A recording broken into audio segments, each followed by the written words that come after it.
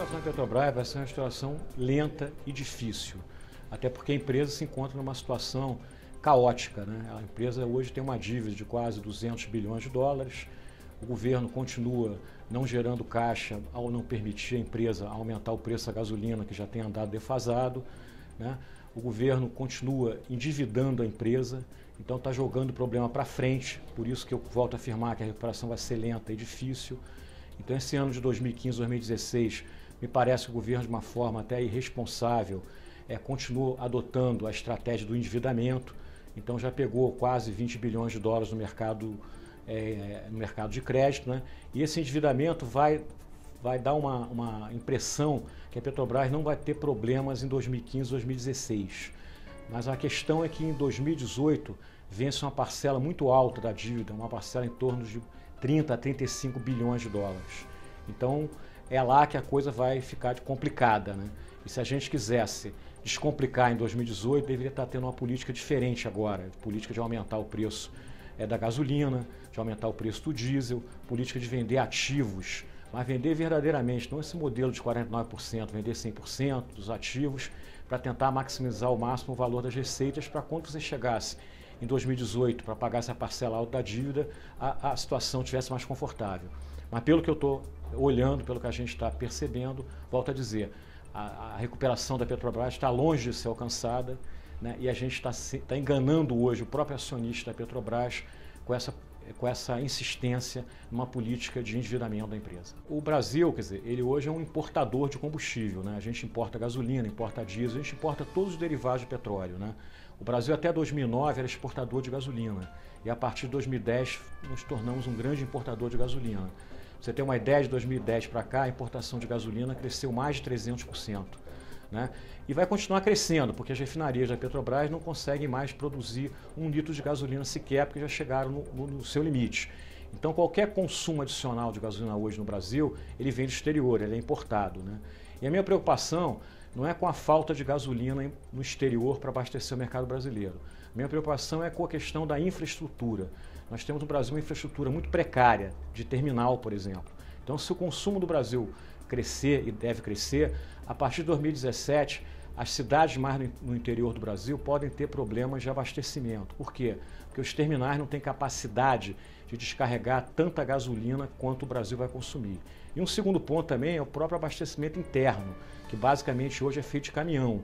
Então você imagina, você pega um caminhão na Bahia, no terminal da Petrobras na Bahia, em Madre de Deus, você vai ter que andar mais de quase 2.000 quilômetros para levar gasolina até o interior do Brasil, interior de Minas Gerais.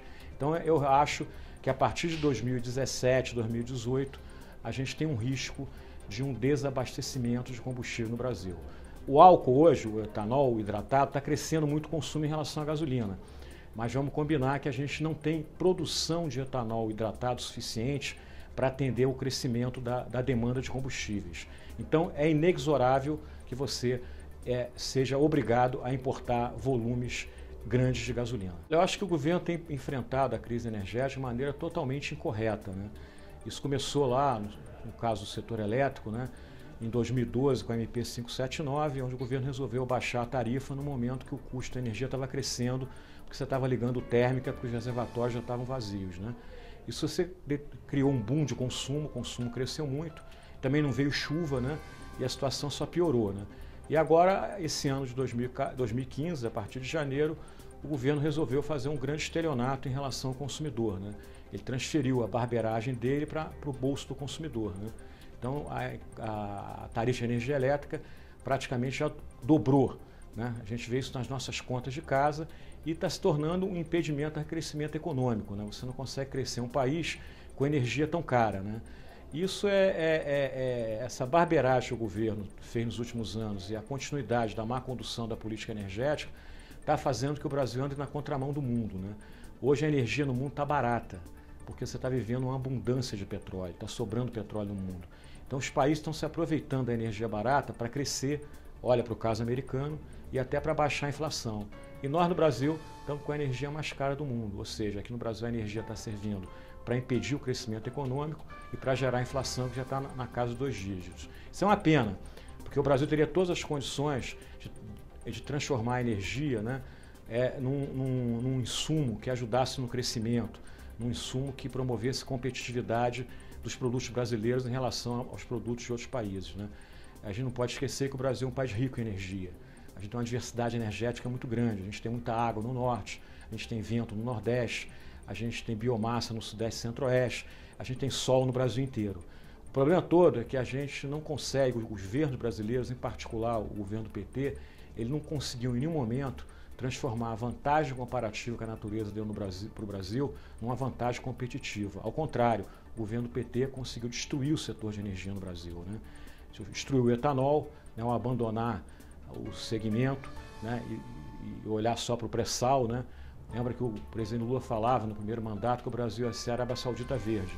E depois, a partir do segundo mandato, o Brasil se transformou na Venezuela, né? Então a gente tem esse problema. A gente tem um problema sério, quer dizer, que é ter políticas energéticas inadequadas, né? Apesar de ser um país rico em energia.